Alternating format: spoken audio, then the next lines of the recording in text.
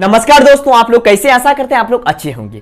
चलिए आज की इस क्लास में देखेंगे कि बिहार डीएलएड का एंट्रेंस एग्जाम के लिए आप लोग फॉर्म भरने के लिए इंतजार कर रहे थे सभी के लिए, और आज वो डेट मेंशन कर दिए गए हैं। और चलिए जानते हैं कि आप लोग का कब से फॉर्म अप्लाई होगा, इसके साथ ही एग्जाम कब होंगे, और सभी जितने भी प्रश्न आपके मन में हैं सारे प्रश्न आज की क्लास में क्लियर करने वाले, तो आप लोग क्लास में तक बने रहे। सबसे पहले जान लेते हैं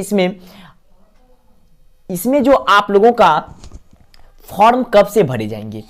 देखिए 2024 में 10 जनवरी से लेके 25 जनवरी के बीच आप लोग फॉर्म फिल कर सकते हैं।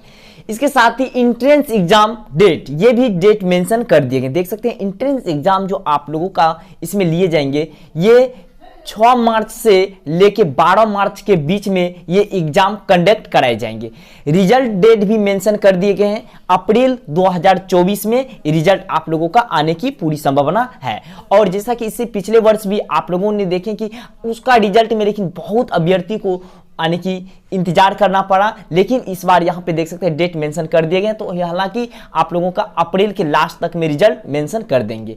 और इसमें क्वालिफिकेशन क्या होनी चाहिए? देखिए क्वालिफिकेशन आप लोगों का 12th पास है तो आप लोग फॉर्म भरने के लिए एलिजिबल हैं। बिहार डीएलएड में यदि आप 12th पास हैं तो आप फॉर्म भरने के लिए एलिजिबल हैं। और ये एक ट्रेनिंग होते हैं डीएलएड, इसके बाद डीएलएड ये एंट्रेंस एग्जाम है। ये एंट्रेंस एग्जाम में यदि आपका मार्क्स अच्छे आते हैं तो तभी आपको एक सरकारी कॉलेज मिलते हैं। यदि आपका मार्क्स अच्छे नहीं आते हैं तो आप किसी अदर प्राइवेट कॉलेज में एडमिशन ले सकते हैं।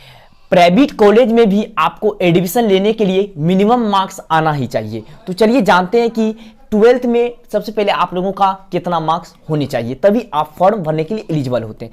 12th में यदि आप जनरल, ओबीसी, ईडब्ल्यूएस कैंडिडेट हैं तो 50% मार्क्स है तो आप लोग फॉर्म भर सकते हैं। वहीं बात करें एससी एसटी यानी रिजर्व कैटेगरी से तो 45% मार्क्स है तो आप लोग फॉर्म भरने के लिए एलिजिबल हैं। और बहुत अभ्यर्थी का मन में ये डाउट होता है एज से लेके, चलिए एज को यहाँ पे क्लियर कर दें।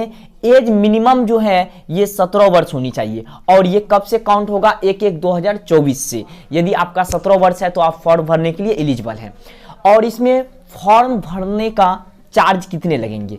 यदि जनरल कैंडिडेट हैं तो 960 रुपये। वहीं बात करें रिजर्व कैटेगरी यानी एससी एसटी पीडब्ल्यूएस जो भी हैं तो उनका 760 रुपये ये चार्ज आपको लगेंगे फॉर्म भरने का।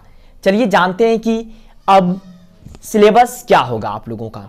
देखिए सबसे बड़ी बात होती है कि आप लोगों का एग्जाम पैटर्न पता होनी चाहिए। सही एग्जाम पैटर्न आपको पता होगा तभी आप एक अच्छे मार्क्स ला सकते हैं। तो चलिए जान लेते हैं कि एग्जाम पैटर्न आप लोगों का क्या होने वाला है। सबसे पहले इसमें 6 सब्जेक्ट आप लोगों को तैयारी करनी होंगी। सबसे पहली बात करें तो सामान्य हिंदी यानी कि जनरल हिंदी, और यानी कि हिंदी से आपका 25 क्वेश्चन पूछे जाएंगे और ये 25 मार्क्स का निर्धारित होंगे। वहीं बात करें मैथ की तो 25 क्वेश्चन होगा 25 मार्क्स का, और साइंस यानी विज्ञान 20 क्वेश्चन 20 मार्क्स का होगा। वहीं बात करें सामाजिक अध्ययन यानी सोशल स्टडी की तो 20 क्वेश्चन होगा 20 मार्क्स का। और सामान्य अंग्रेजी की बात करें जनरल इंग्लिश 20 क्वेश्चन होगा 20 मार्क्स का होगा।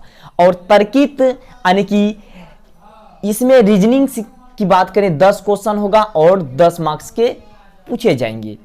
इसमें टोटल नंबर ऑफ क्वेश्चन की बात करें तो 120 क्वेश्चन होगा 120 मार्क्स का। और बहुत का कन्फ्यूजन होता है क्या इसमें नेगेटिव मार्किंग होता है या नहीं होता है, तो क्लियर कर दें इसमें नेगेटिव मार्किंग नहीं होता है। बिहार डीएलएड में आप 120 का 120 क्वेश्चन वहां से आप भर के आए, इसमें आपको किसी तरह का कोई भी परेशानी नहीं होगा क्योंकि इसमें नेगेटिव मार्किंग नहीं होता है। सबसे पहले आप जो भी क्वेश्चन जान रहे हैं सबसे पहले वो क्वेश्चन को क्लियर करें, उसके बाद आप जो नहीं भी जान रहे हैं उसको भी आपको भर के आना है, ताकि बाद में जितने भी क्वेश्चन बचे हैं कुछ ना कुछ हो सकता है ऑब्जेक्टिव पैटर्न है तो सही होने की संभावना है। तो छोड़ने से बेटर है कि आप भर के आएं। तो इसलिए 120 का 120 क्वेश्चन आप वहां से भर के ही जरूर आएं। तो चलिए जानते हैं कि इसमें और आगे क्या है। आगे इसमें बात करें डीएलएड यानी कि डिप्लोमा इन एलिमेंट्री एजुकेशन, ये एक तरह का ट्रेनिंग होता है जो कि टीचर के लिए लिए जाते हैं। यदि आप 12th पास हैं तो आप डीएलएड करते हैं, और अदरवाइज ग्रेजुएशन के बाद बीएड भी होती है। तो इसका बीटीसी यानी बेसिक ट्रेनिंग सर्टिफिकेट, एक तरह से ये सरकार जो ले रही है एक बेसिक ट्रेनिंग सर्टिफिकेट, ये कहलाते हैं। बीटीसी भी डीएलएड का ही दूसरा नाम है और ये 2 साल के कोर्स होते हैं। आप लोग जितने भी अभ्यर्थी भरने के लिए फॉर्म सोच रहे हैं तो आपको पता होगा डीएलएड के बारे में कि डीएलएड कितने वर्ष के कोर्स होते हैं और ये क्या होते हैं। ये एक टीचर ट्रेनिंग कोर्स है और ये 2 साल का कोर्स कराए जाते हैं।